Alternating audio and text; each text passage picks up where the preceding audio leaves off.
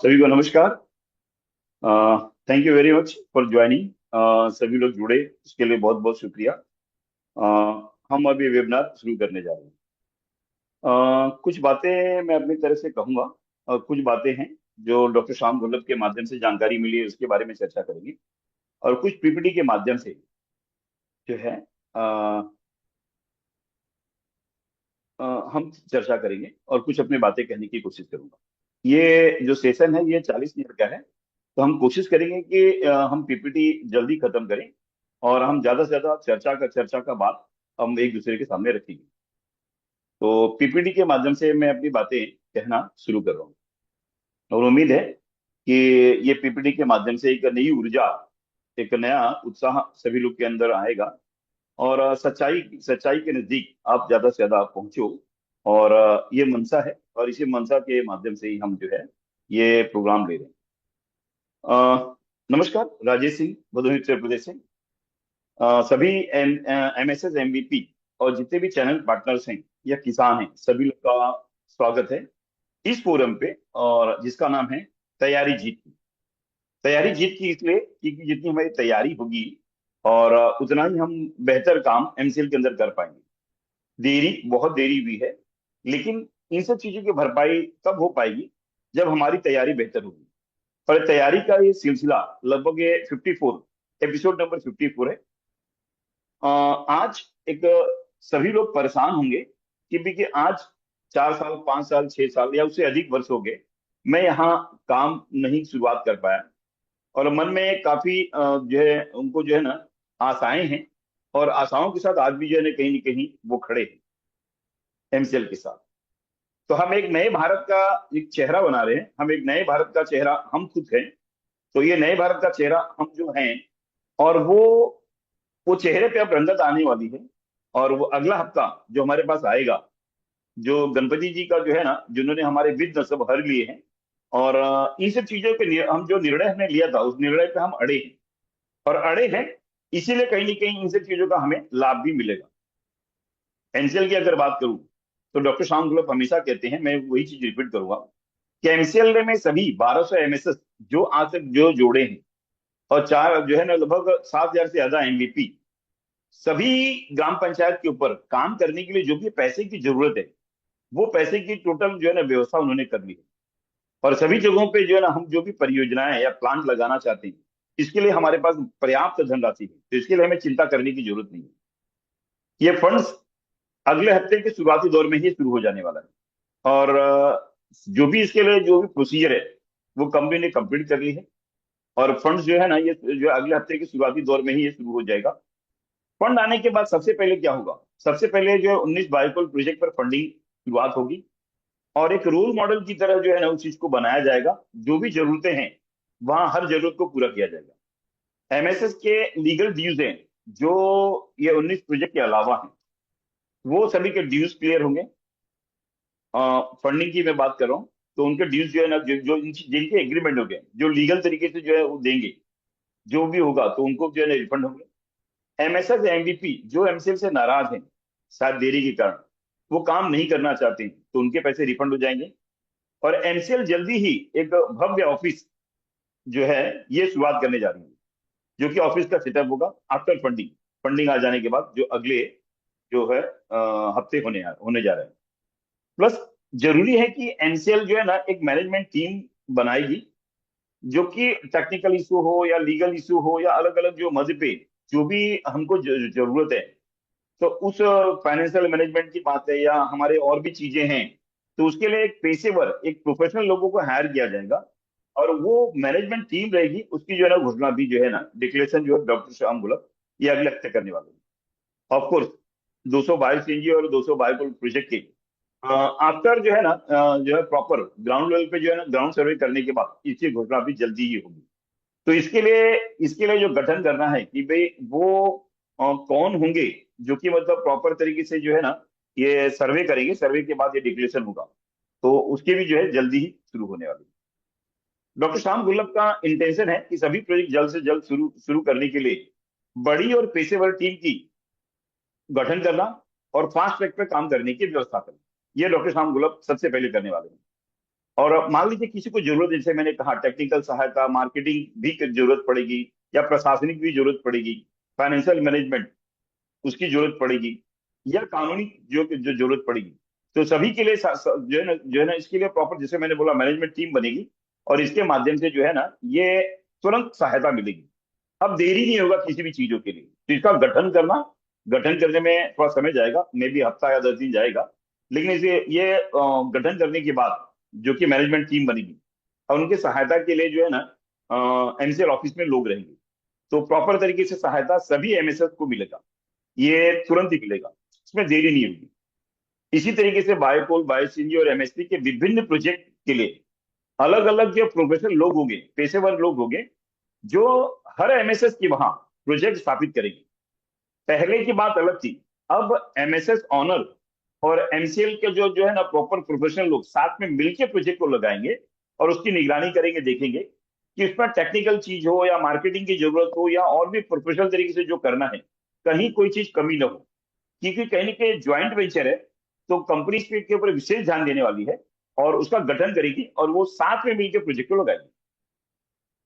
और एमएसपी के प्रोजेक्ट के अलग अलग क्लस्टर की स्थापना करना, सबसे इंपॉर्टेंट चीज है कि 25 बायोकोल और 200 बायो सीएनजी के प्रोजेक्ट, 25 जो है बायो सीएनजी और 200 बायोकोल के प्रोजेक्ट लगेंगे। तो 1200 लोग हैं, तो बाकी के लोगों के वहां क्या लगेगा? तो एमएसपी के जो प्रोजेक्ट रहेंगे उनके लिए अलग अलग क्लस्टर बनाया जाएगा, अलग अलग विभाग के लिए अलग अलग चीजें रहेंगी। एमएसपी के बहुत बड़े रेंज है, तो उसके अंदर जो है ना अलग अलग लोगों को जो है ना एक प्रोफेशनल लोगों को चुना जाएगा, जो सभी तहसीलों में 5 तक पर जो प्रोजेक्ट स्थापित करेंगे। क्योंकि एक ही तरह का प्रोजेक्ट मान लीजिए कर्नाटका में लग रहा है, अगर यूपी में लगाना चाह रहे हैं या राजस्थान में लगाना चाहते हैं सेम प्रोजेक्ट, तो उस क्लस्टर के लिए कोई एक व्यक्ति रहेगा, दूसरे प्रोजेक्ट के लिए दूसरा रहेगा, एक प्रोफेशनल तरीके से ये काम करेंगे। तो इस तरीके से तेजी से काम हो, इसके लिए अलग अलग क्लस्टर की स्थापना करके तेजी से फास्ट ट्रैक पे काम करेंगे, कि 1200 तहसीलों में साल भर के अंदर सभी एमएसएस के वहां जो है ये प्रोजेक्ट, कोई ना कोई एक प्रोजेक्ट लग जाए, चाहे वो बायोकोल हो, बायो सीएनजी हो, या एमएसपी के प्रोजेक्ट हो। इंपॉर्टेंट चीज है कि अब तक हम लोग रुके हुए हैं या अपने निर्णय पे अड़े हुए हैं, तो उसके लिए एक अच्छी कविता है। दुनिया बदली है जिसने भी, पहले उसको इनकार मिला, अब मानो का हार मिला, और तानों का उपहार मिला। अविश्वास में अब विश्वास भरो, और लहरों के विपरीत बहो। हाथों में विजय मसाल लिए, विश्वास पर खड़े रहो, अड़े रहो, अड़े रहो। अब तक अड़े हुए हो तो अड़े रहो। सभी चीजें, सभी सपने आपके साकार होंगे, जो भी सपने लोगों को दिखाए हैं, वो भी सब जो है ना सपना साकार करने के लिए आपको जो पूरा मौका मिलेगा। इसके लिए जो एग्जीक्यूशन की बात जहां तक आती है, तो प्राची मैम इसके लिए कटिबद्ध है, और उनकी भी तैयारी बहुत बेहतर है। खास करके 19 बाइकोल प्रोजेक्ट की जल्द शुरुआत करने की दिशा में वो काम कर रही है, और सभी को रोल मॉडल बनाने के लिए उनकी तैयारी बेहतर है। और महीने भर में लगभग 1 करोड़ का टर्नओवर बायोकोल के अंदर हो, इसके लिए भी उन्होंने प्रॉपर प्लानिंग करनी है। और सभी प्रोजेक्ट लगभग अगर देखेंगे तो 4 साल या उससे अधिक से लेट हो गए। तो उनका इरादा ये है कि जो भी प्रोजेक्ट लगेगा वो फुल कैपेसिटी के साथ, जितना पोटेंशियल है ना, पूरे पोटेंशियल के साथ अगर काम करेंगे, खास करके एमसीएल के जो प्रोफेशनल लोग और एमएसएस ऑनर साथ में मिलकर काम करेंगे, तो पहले साल ही इतना प्रॉफिट होगा कि लगभग जो पिछला साल हमारा 4 साल जो बीता है तकलीफ के दौरान या हमारा नुकसान हुआ है, तो उसकी हम भरपाई 100% कर लेंगे। और इसके लिए एमसीएल जो है ना फंडिंग के लिए कोई कमी नहीं छोड़ेगी, और प्लस प्रोफेशनल लोग आपके साथ रहेंगे, और साथ रहेंगे तो जो है ना आपकी अगर तैयारी अच्छी है और तैयारी जीत की जो है ना आपने तैयारी प्रॉपर की है, तो 100% इस चीज का लाभ आपको मिलेगा। और इस काम के लिए प्रोफेशनल लोगों को प्रॉपर पेशेवर तरीके से जो है ना उनकी नियुक्ति होगी, और उनके मार्गदर्शन में ही आपके वहां प्रोजेक्ट लगेगा, कि अब कोई गलतियों की संभावना न हो, ये मेक श्योर करेंगे वो, और उस तरीके से लेके चलेंगे। मैंने एक जो है ना मैंने एक तैयारी की है कि बायोकुल का जो है ना प्रोजेक्ट अगर लगता है, तो उसके अंदर क्या बेनिफिट होगा। अगर बायोकुल के अगर प्रोजेक्ट कर, अगर मैं बात करूं, कल्पना करूं, तो प्राचीन मैंने जैसे कहा था कि हम 1 करोड़ का टर्नओवर जो है ना हम ये पर मंथ करेंगे। लेकिन अगर हमने तैयारी अगर बेहतर की है, तो कंपनी के पास फंडिंग पर्याप्त है, और इस जो पर्याप्त फंडिंग के साथ साथ हम जो है ना बहुत से काम कर सकते हैं। जैसे कि बायोकोल का हम प्लांट लगाते हैं, अगर हमारी तैयारी बेहतर है, तो हम ब्रिकेट की मशीन अपने वहां लगवा सकते हैं, पैरेड की मशीन लगवा सकते हैं, टोरीफाइड ब्रिकेट की मशीन लगवा सकते हैं, टोरीफाइड जो है पैरेड की मशीन लगवा सकते हैं, और एक्टिवेटेड चारकोल का भी काम कर सकते हैं। इसके लिए हमें जरूरत है पहले से ही कि हम अगर तैयारी हम प्रॉपर तरीके से करते हैं, अगर हम शुरुआत कर रहे हैं तो प्रॉपर शेड उसी तरीके से बनाएं कि हमारे वहाँ एक नहीं दो पैरेलल मशीन लगे, दो ब्रिकेट मशीन लगे, टोरीफोर्ड कोल्ड की मशीन लगे, और ऐसे जो है ना उत्पादन हम बेहतर तरीके से करें। तो इस तरीके से हम बेहतर जो है ना इसका प्रोडक्शन कर पाएंगे और तेजी से हम इस चीज में आगे बढ़ पाएंगे। बात करते हैं खास करके बायोफुल के ऊपर। ये उन सभी के लिए जो है ना जिन्होंने बायोफुल प्लांट ऑलरेडी लगा लिया है या लगाने की दिशा में काम करना चाहते हैं, तो उनके लिए एक बहुत ही अच्छा उदाहरण है कि अगर ये आपने पीपीटी देखा और इसके प्रॉपर तरीके से इसको जो है ना गहन अध्ययन किया, तो 100% जो है ना इस चीज का बेनिफिट बहुत बड़े स्तर पर आपको होने वाला है। आज की तारीख में 2 टन नहीं 5 टन की मशीनें अब जो पैलेट्स की भी आ गई है, ब्रिकेट की भी मशीनें आ गई, जो फुल्ली ऑटोमेटिक मशीन है, वो उसके ऊपर प्रॉपर तरीके से कार्य किया गया है। अब ये आसानी से मार्केट में अवेलेबल है और आप एक नहीं दो शिफ्ट में चला सकते हैं, और दो शिफ्ट के अलावा दो मशीन चला सकते हैं। पैरेलल की दो मशीन, ब्रिगेड की दो मशीन, अगेन टोरीफाइड दो, जो कोल्ड की दो मशीन।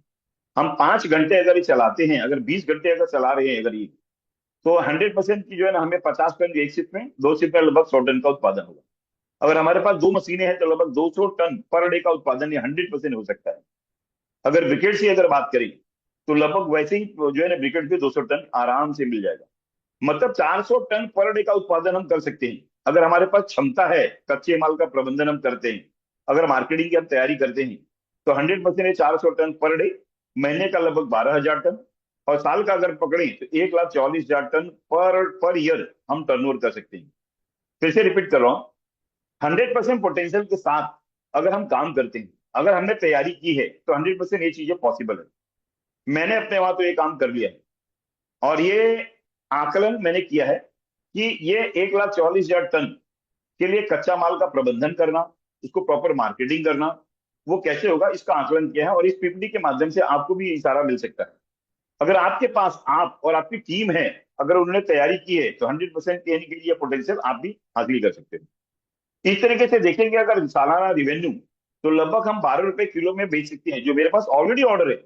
मेरे पास 12 नहीं 13-14 रुपए के अंदर भी ऑर्डर है मेरे पास। तो लगभग ये पैलेट से ब्रिकेट कर दोनों हम बात करते हैं, तो लगभग ये लगभग 172 करोड़ 80 लाख का टर्नओवर जो है ईयरली होगा। मिनिमम जो प्रॉफिट होगा 30% से ज्यादा भी हो सकता है, लेकिन मिनिमम 30% पकड़ते हैं तो 51 CR प्रॉफिट ये होने वाला है। तो आप अगर ये प्रॉपर तरीके से 172 करोड़ का टर्नओवर करते हो, ध्यान रखो 172 करोड़ का ईयरली, जो बहुत बड़ी बात है, और इसके अंदर 51 करोड़ का शुद्ध लाभ आपको होगा, और ये आपकी तैयारी है, तो 100% से चीजें कर सकते हैं। लेकिन ध्यान रहे कि आपको प्रॉपर इस चीज की तैयारी करनी पड़ेगी। 1,44,000 टन मतलब ये जो है ना ड्राई मटेरियल जो है हमको इसकी जरूरत पड़ेगी। सिर्फ नेपियर बेस ही नहीं, सस्ता महंगा दोनों चीजें हमें लेना पड़ेगा। जैसे धान की भूसी है, फिर लकड़ी के जो है लकड़ी के छिलके मिलते हैं, मतलब हमें जो है ना सरसों के जो भूसे मिलते हैं, जो भी ड्राई मटेरियल मिलता है, सभी चीजें आप परचेज करिए, और इसका भंडारण कैसे करते हैं उसके ऊपर निर्भर करता है।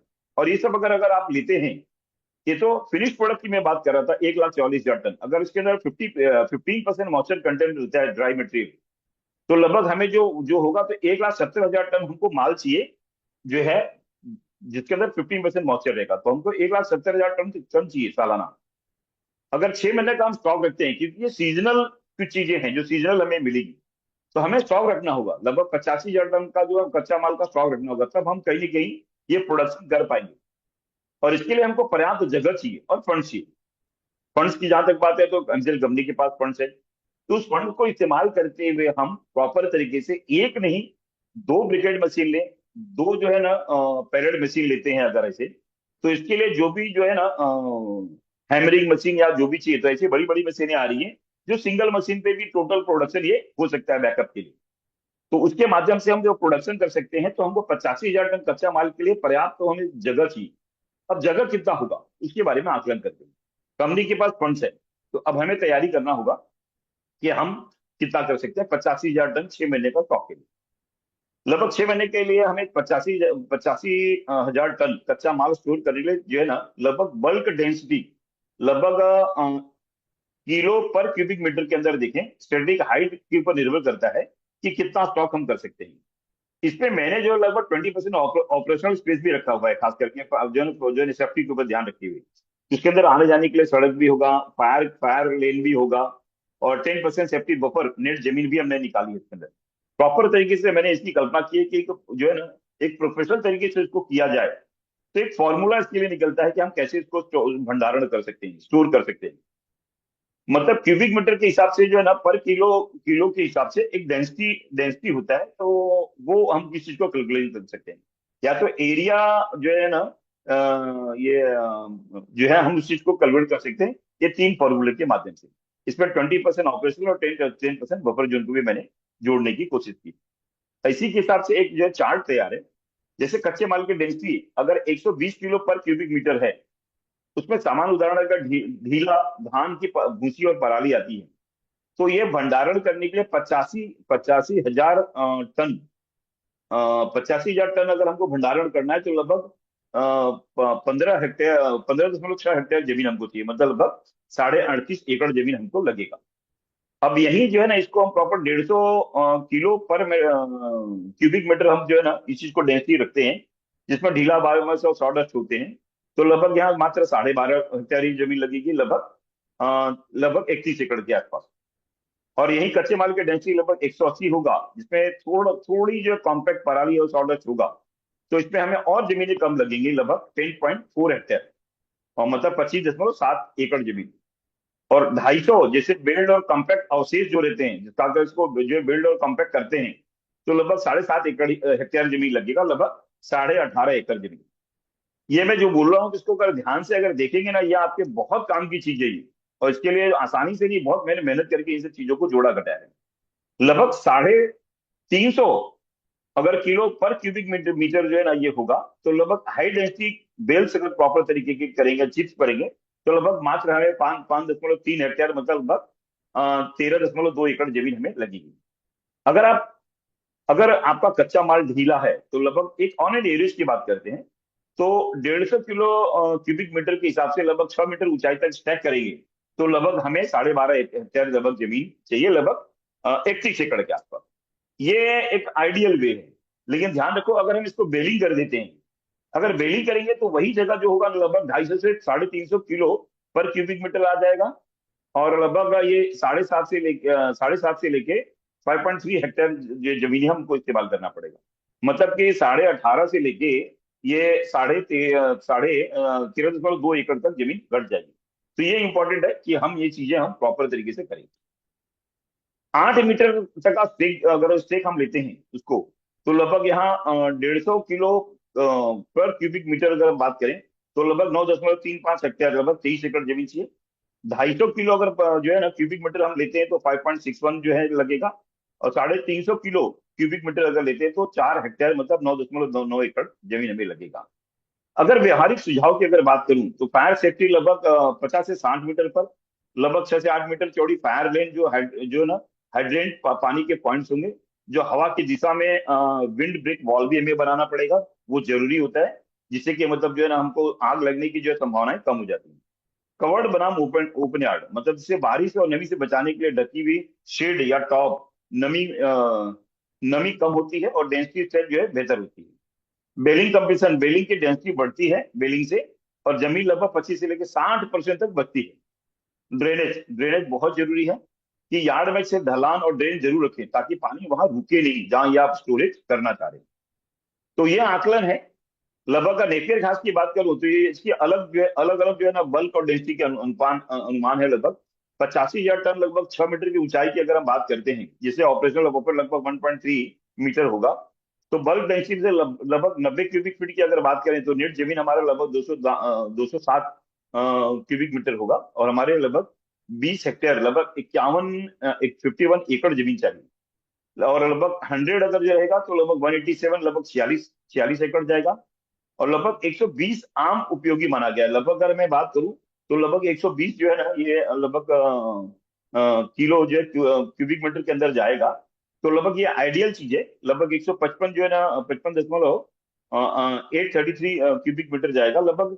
ये 38 साढ़े 38 एकड़ जमीन हमें चाहिए, खास करके इसके लिए। और लगभग 6 महीने तक हम इसको स्टोरेज कर सकते हैं। और 150 अगर सघन अगर आंशिक बेलिंग बेलिंग कर देते हैं, तो लगभग यहाँ 30 एकड़ ही जमीन हमें लगेगी। डेंसिटी जितनी कम होगी, जमीन वाली जरूरत उतनी ही ज्यादा होगी। उदाहरण के यदि नेपियर का कच्चा माल सूखे यार्ड में स्टैक लगभग 120 किलो पर क्यूबिक मीटर करेंगे तो लगभग 15.6 हेक्टेयर चाहिए, जो बहुत ही ढीला होगा। तो इस हिसाब से कहेंगे कि हमें भंडारण करना होगा। तो एक स्टोरेज के लिए एक प्रॉपर मैंने बेहतर वे बनाया हुआ है कि प्रॉपर इस तरीके से आप ये कैसे कर सकते हो। अगर आप बेलिंग और डेंसिफाई करेंगे तो पैलेट और बेल, तो पैलेट या अच्छी तरह कॉम्पैक्ट करके बल्क डेंसिटी बहुत बढ़ जाती है, जिसमें से कि जो है ना पैलेट और डेंसिफाई नेपियर जो लगभग ये 553 से लेकर 709 9 किलो पर क्यूबिक मीटर हो जाएगा। जिसमें नाटकीय तरीके से देखेंगे अगर बेलिंग करते हैं तो लगभग 600 किलो एक आइडियल तरीके से पर क्यूबिक मीटर जो है डेंसिफाई हो जाएगा। और मल्टीप्लायर अगर लागू करें तो नेट एरिया लगभग 85,000 टन के लिए हमें जो जरूरत पड़ेगा तो लगभग मात्र 7 से 8 एकड़ ही जमीन लगेगा। और ये आइडियल वे है। एक सुझाव है अंत में कि हम नमी को नियंत्रण करते हैं। जैसे नेपियर की नमी ऊंची रहती है, जिसमें से ढकाव, स्प्लिट और शेड वेंटिलेशन की भी जरूरत होती है। नमी अधिक होगी तो वास्तविक डेंसिटी घटेगी। नमी घटाने के लिए डेंसिटी बेहतर करनी होगी। बेलिंग और प्री कंप्रेशन अगर हम बात करें तो आप बेलिंग और पैरेडिंग करवा सकते हैं। जमीन की जरूरत 4 से 6 गुना घट सकती है। तो पैरेडिंग में परिवहन और स्टोरेज और लागत में कभी कमी हो जाएगी, क्योंकि आपका जो है ज्यादा अगर स्टोरेज ज्यादा चीजें पैकेट रहेगा तो कहीं कि स्टोरेज और जो है ना और ट्रांसपोर्टेशन भी आपका बढ़ेगा। फायर लेन और ड्रेनेज और operational space, yard yard design, fire safety, machine truck movement के लिए पर्याप्त क्रॉसवे ड्राइव रखना पड़ेगा। और ऊपर से मल्टीप्लायर मल्टीप्लायर में यह शामिल होगा। तो ये प्रॉपर तरीके से देखोगे तो स्टोरेज के लिए प्रोफेशनल तरीके से मैंने बेहतर चीजें बनाई है कि अगर स्टोरेज आपका बेहतर रहेगा तो काफी अच्छा कर सकते हैं।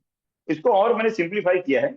जैसे कच्चे माल का सिंपल वे में बोले तो कच्चे माल का जो भंडारण, अगर ये बेहतर तरीके से करना है आपको, 170 करोड़ से ज्यादा अगर टर्नओवर करना है तो ये पांच पांच जगहों पे आप जो है ना 5 MVP के वहां ये काम दे दो, जो स्टोरेज करेंगे और प्रॉपर गाइडलाइंस के तहत काम करेंगे। और बाकी वहां हम उनको प्रॉपर तरीके से शेड और सब प्रॉपर बना के दे देंगे और वो कहीं के उनको भी प्रॉफिट होगा इससे। तो ये आसानी से जो है ना आपको 12 महीना ये प्लांट चलाने के लिए पर्याप्त हो जाएगा।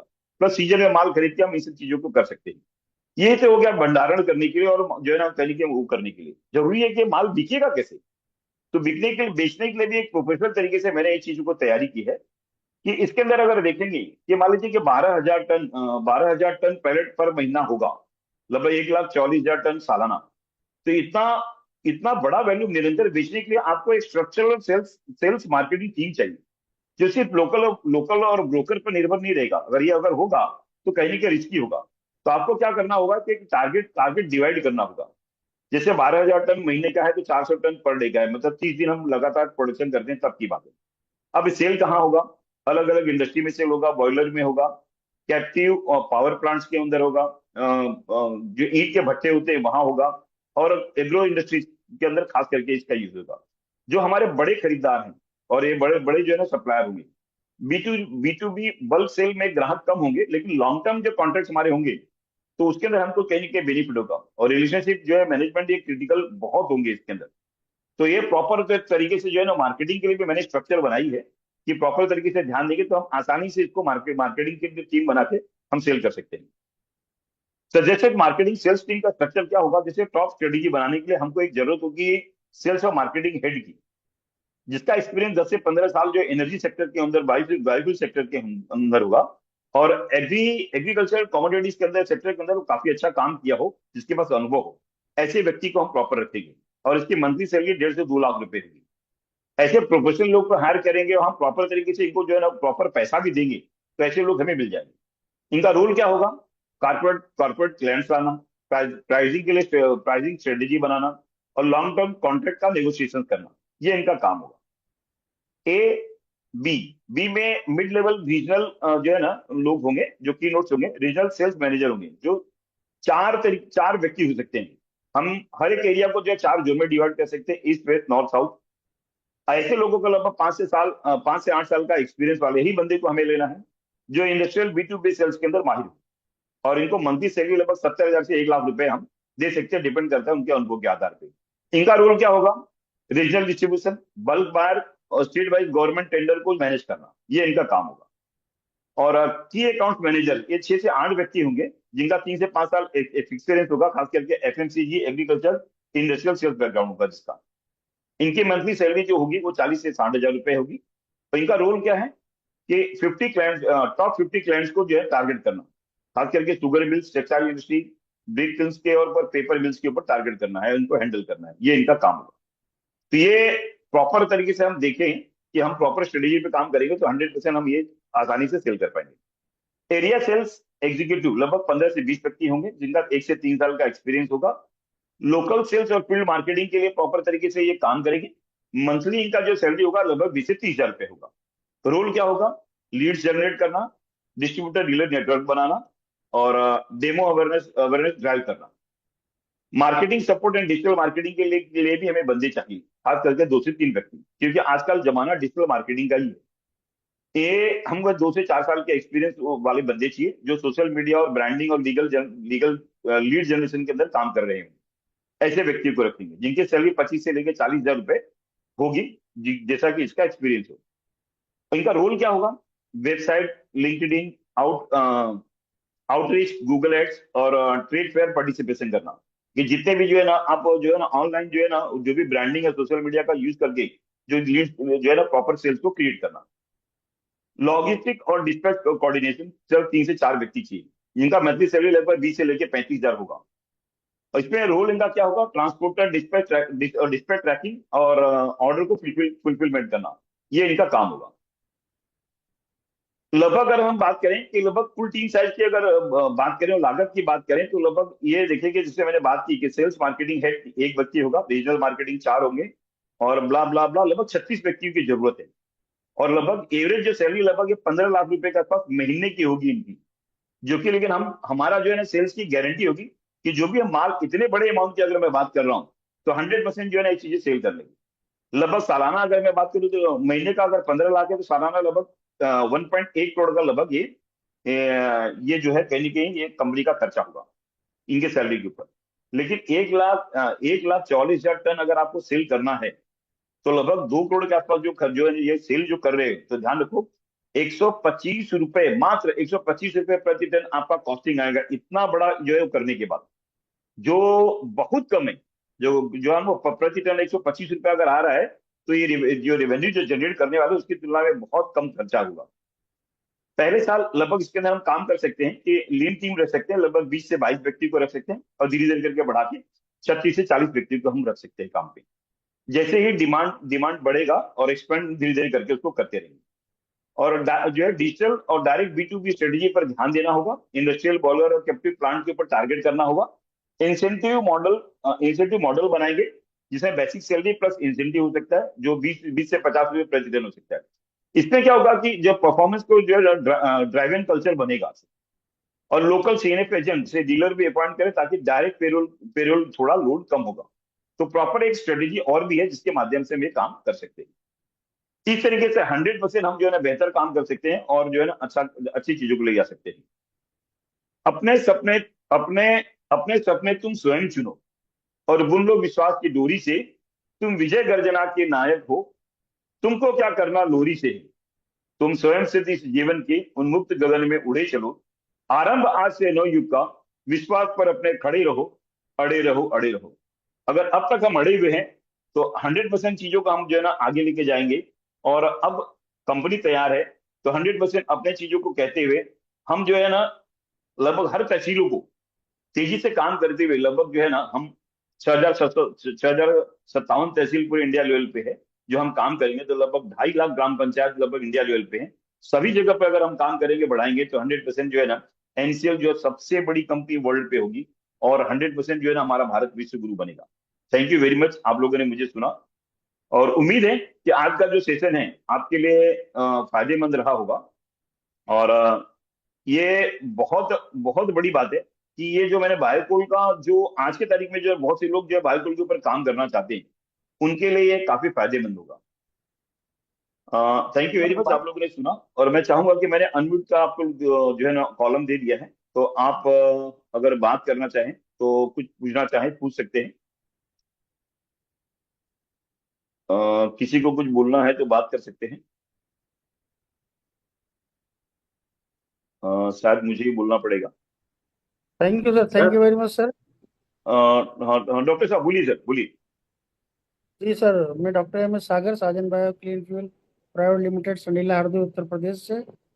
थैंक यू सर, आपने जो आज का सेशन लिया है। काफ़ी डीप स्टडी करके लिया है।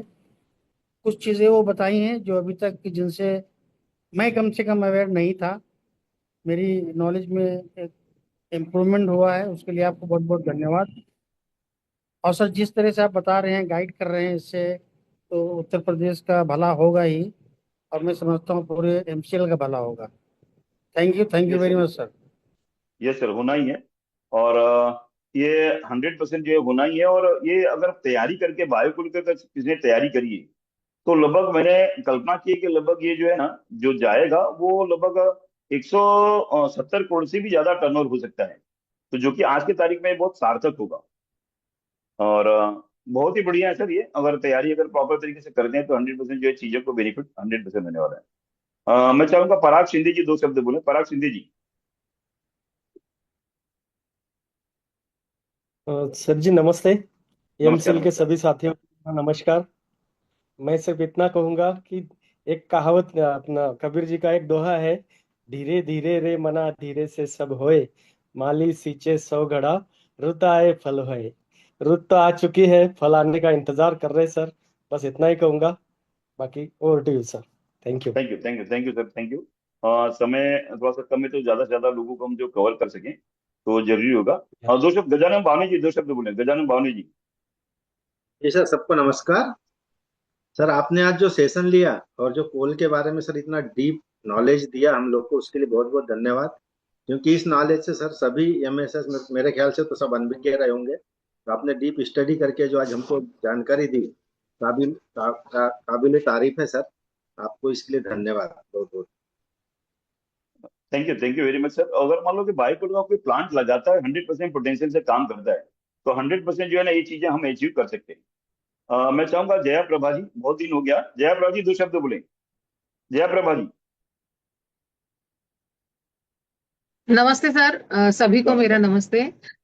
बहुत दिनों के बाद मैंने भी सेक्शन अटेंड किया है क्योंकि गणेश जी आए थे तो उसमें हम लोग बिजी थे। मैं सभी को मेरा नमस्ते। और आज का जो सेशन सर आपने बहुत अच्छा लिया, तो मैं चाहती हूँ कि आपका जो पीपीटी बनाया है वो आप तो शेयर हमेशा करते हैं, लेकिन याद से और फिर कीजिएगा तो हमें बहुत अच्छा लगेगा। क्योंकि ये जो नॉलेज आप देते हैं वो हमारे तो मुझे तो नहीं लगता है कि मेरे को ही में, क्योंकि हमने एमसीएल ज्वाइन किया है कि चलो भाई हम कुछ काम कर सके रिटायर होने के बाद, लेकिन आप जो नॉलेज देते हैं तो उससे हमारा हम और ज्यादा मोटिवेशन मिलता है कि हम बहुत कुछ कर सकते हैं। इसलिए आपका बहुत बहुत धन्यवाद राजेश जी। थैंक यू जय प्रभा जी। और अच्छे विचार हैं ऐसे। मैं चाहूंगा संतराम गर्ग जी दो शब्द बोले। संतराम जी। नमस्कार सभी साथियों को। सर आपने आज जो जानकारी दी है बहुत ही बढ़िया जानकारी दी है। इतना टेक्निकल जानकारी, खासकर रॉ मटेरियल के बारे में, भंडारण के बारे में। आज अगर कोई भी बायोकोल प्लांट महाराष्ट्र में एटलीस्ट देखे तो 3-4 महीने ही चलता है, साल भर कोई भी नहीं चलता। रीजन होता है बायोकोल का सप्लाई। तो साल भर अगर चलाना है तो इस तरह का भंडारण बहुत जरूरी है। और बहुत ही टेक्नोलॉजी के साथ आपने उसका विवरण दिया है। क्योंकि रॉ मटेरियल तो बहुत सारे हैं और काम करने वाले भी बहुत है, लेकिन उसकी टेक्नोलॉजी कम से कम इंडिया में तो दिखती नहीं है। जो आज की ये जो टेक्नोलॉजी है बहुत सारे फॉरेन कंट्री में है, लेकिन इंडिया भी कुछ पीछे नहीं है। 8% की ग्रोथ से आप चल रहा है। जीडीपी जो है कंट्री का बहुत ही अच्छा है। तो अगर हम नहीं करेंगे, बहुत बार ऐसा हुआ है एमसीएल के फंडिंग के बारे में, भेड़िया आया बकरिया खाया, भेड़िया आया बकरिया खाया, मराठी में बोलते हैं लांडगा आला रे आला आणि शेळ्या खाऊन गेला, पण तो शेळ्या खातच नाही। ऐसा ही होगा इस फंडिंग के बारे में। फंडिंग आएगा भी, काम चालू भी होगा, और लोग बोलेंगे ये होने वाला नहीं है, जाने वाला नहीं है। लेकिन जिनकी तैयारी है, जैसा सेशन का नाम है तैयारी जीत की, जैसी तैयारी है, जिसकी ज्यादा तैयारी उसकी ज्यादा भागीदारी, ये बिल्कुल सच होने वाला है। और सर आपने जो रॉ मटेरियल के बारे में, प्रोसेसिंग के बारे में और मार्केटिंग सेल्स के बारे में बहुत बड़ी जानकारी दी है, जो कहीं पे भी नहीं मिलेगी। ये बहुत ही इंटीग्रेटेड जानकारी है। और इसके लिए आपका बहुत बहुत धन्यवाद। और आपने और एक बात कही, एमसीएल कहता है कि सालाना 12-13 करोड़ का टर्नओवर करो। आपने बोला है कि 150 करोड़ प्लस का टर्नओवर करो, मतलब ये टर्नओवर है 12-13-15 times the dream of MCL. बहुत बड़ी तैयारी की बात हम हमसे कर रहे हैं। इसके लिए भी धन्यवाद। कम से कम हम आधे तक तो जा सकते हैं, इतनी अगर तैयारी है तो। और सभी साथियों को फिर से गणपति की शुभकामनाएं और फंडिंग की शुभकामनाएं। Thank you sir. Thank you, thank you, thank you. मैं चाहूंगा विट्ठल मुगले जी दो शब्द बोले। विट्ठल मुगले जी। हाँ, नमस्ते नमस्ते सर। नमस्कार, नमस्ते नमस्कार। सर। आज आज थोड़ा सा एक प्रॉब्लम हुआ है सर। प्रॉब्लम की वजह है काफी कुछ एमएसएस लेट जुड़ गए हैं। तो फंडिंग प्रोसेस के बारे में 2 मिनट में बता सकते हो तो बता दो। ऐसा सब लोगों का कहना है सर। ठीक है। क्योंकि समय कम है तो फंडिंग के बारे में मैं बात कर सकता हूँ। ज्यादा डिटेल में तो मुझे अलाउड नहीं है बात करने के लिए। डॉक्टर श्याम गुलाब से भी बातचीत हुई थी, आपको पता है कि कुछ प्रोसेस के अंदर भी हम लोग सम्मिलित हैं। तो फंडिंग फंडिंग जो है ना, इसके अंदर जो टोटल फंडिंग का प्रोसेस हमने ऑलरेडी कंप्लीट कर लिया है। कुछ और छोटी मोटी चीजें रह गई थी, वो हमने जो बुधवार को कंप्लीट कर लिया है। गुरुवार को शाम तक जो है ना, गुरुवार शाम तक जो है ना, कि एक पॉजिटिव हमको मेल आ गया है ऑलरेडी। और प्रोसेस ऑलरेडी हो चुका है, क्योंकि आज शुक्रवार है और आज चूंकि त्योहार मतलब एक छुट्टी का दिन है। तो फ्राइडे सैटरडे संडे बंद रहेगा। मंडे को ये लगभग जो है ना, लगभग हमारे अकाउंट में रिफ्लेक्ट हो जाएगा। तो उम्मीद है कि हम ट्यूसडे से, ये 100% तय है कि ट्यूसडे से हम फंड डिस्ट्रीब्यूशन का काम स्टार्ट करेंगे। और दूसरी बात कैसे है कि जो है ना, अब तक जो भी बातें हुई हैं तो बातें हुई हैं। और जब तक ये फंड किसी के अकाउंट में आ नहीं जाता तब तक लोग बिलीव नहीं करेंगे। माता लक्ष्मी जी भी आएंगे बोलेंगे ना तो लोग बिलीव नहीं करेंगे। लेकिन गारंटेड है ये कि ये ट्यूसडे को अकाउंट में सभी के पैसे आने शुरू हो जाएंगे। और ये गारंटी है कि भाई कि ये अगले हफ्ते 100% ये होने वाला है। Thank you very much Vitthal Mugle ji, ये कुछ अपडेट्स थे। मैं चाहता हूँ कि फास्ट ट्रैक पे मैं इन सब चीजों को लेके खत्म करूँ। वाघमोड़े जी अगर टीम में है तो सर दो शब्द बोल सकते हैं, वाघमोड़े जी। अ, अ, मंजेश चौहान जी। सर वाघमोड़े जी शायद नहीं दिखाई दे रहे मेरे को। काफी लोग आज जुड़ नहीं पाए सर। लिंक ओपन नहीं ठीक। हुआ है। अच्छा, अच्छा। नहीं, लिंक तो बराबर था सर, वो तो सब तो आप लोग जुड़े हैं तो वो लोग भी जुड़ना चाहिए थे। ठीक नहीं है, कोई नहीं दिक्कत नहीं। नहीं। थोड़ा सा लिंक का इश्यू था, इनडायरेक्ट में मतलब आना चाहिए आपको, अच्छा, हाँ, हाँ, तब हाँ। होता ज्वाइन। हाँ, थोड़ा सा प्रॉब्लम था सर। अच्छा, अच्छा, अच्छा, हाँ, हाँ। मैं चाहूंगा कि दो शब्द मंजेश चौहान जी बोले। मंजेश चौहान जी।